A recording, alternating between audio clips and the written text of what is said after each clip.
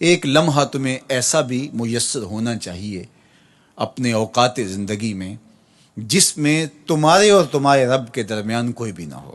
وَتَبَتَّلْ إِلَيْهِ تَبْتِيلًا، سب سے کٹ کے الگ تھلگ ہو کے بالکل یکسوئی کے ساتھ تم اپنی زندگی کے وہ لمحے اپنے رب کے ساتھ جوڑ دو. جس طرح ایک روایت میں فرمایا لی مع اللہ وقت لا یسعنی فیہ نبی مرسل ولا ملک مقرب، میرا اور میرے رب کا معاملہ کبھی ایسا ہوتا ہے درمیان میں نہ کوئی فرشتہ ہوتا ہے نہ کوئی رسول اور پیغمبر ہوتا ہے، وہاں میرا اور میرے رب کا ہی معاملہ ہوتا ہے. تو یہ یکسوئی کے لمحات ہیں. تو ہمیں بھی حضور علیہ الصلوۃ والسلام کے سینے سے نور لے کے اپنی زندگی میں کچھ ایسے اوقات مقرر کرنے چاہیے. اور وہ بہترین وقت میرے رب نے خود بیان فرمایا ناشیۃ اللیل ہے، وہ سحری کا وقت ہے، وہ رات کے لمحے ہیں، وہ پچھلے پہر کی مبارک گھڑیاں ہیں جب رحمتیں چھم چھم اتر رہی ہوتی ہیں اور اللہ کی رحمتیں بندے کا استقبال کر رہی ہوتی ہیں. تو اس وقت اگر اللہ کے حضور کھڑے ہو کے ربط قائم کیا جائے تو وہ اللہ کے ساتھ جڑنے کا بہترین وقت ہے. اور نماز میں تبتل ہو، جب ہم نماز پڑھ رہے ہوں تو مکمل انہماک رب کے ساتھ ہو.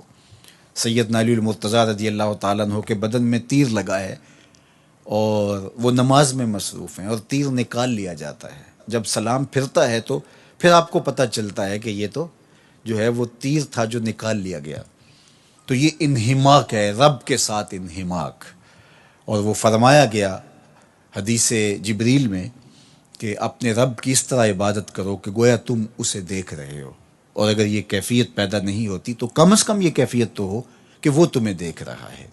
فَاتَّخِذْهُ وَكِيلًا، اور اسی کو کارساز بناؤ، اسی پر توکل، اسی پر بھروسہ، اپنے امور اسی کے سپرد کرو.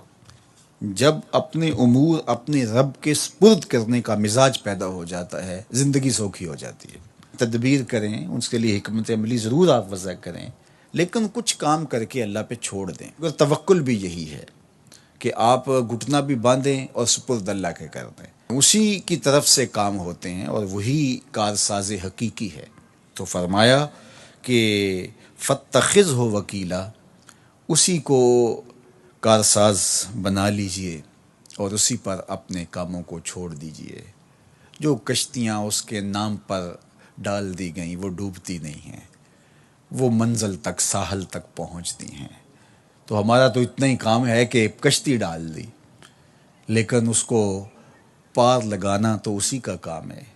تو اسی لیے ہم سواری پر بیٹھتے ہوئے کہتے ہیں کہ مالک اس کو مسخر تو نے ہی کیا ہے ہمارے لیے، ہمارے میں طاقت تو نہیں تھی کہ اس کو مسخر کر سکتے. تو یہ اس کے کرم سے ہوتا ہے. تو وہ اگر چاہے تو کوئی مشکل نہیں ہوتی. تو اس لیے اپنے کاموں کا کارساز اسی کو بنایا جائے.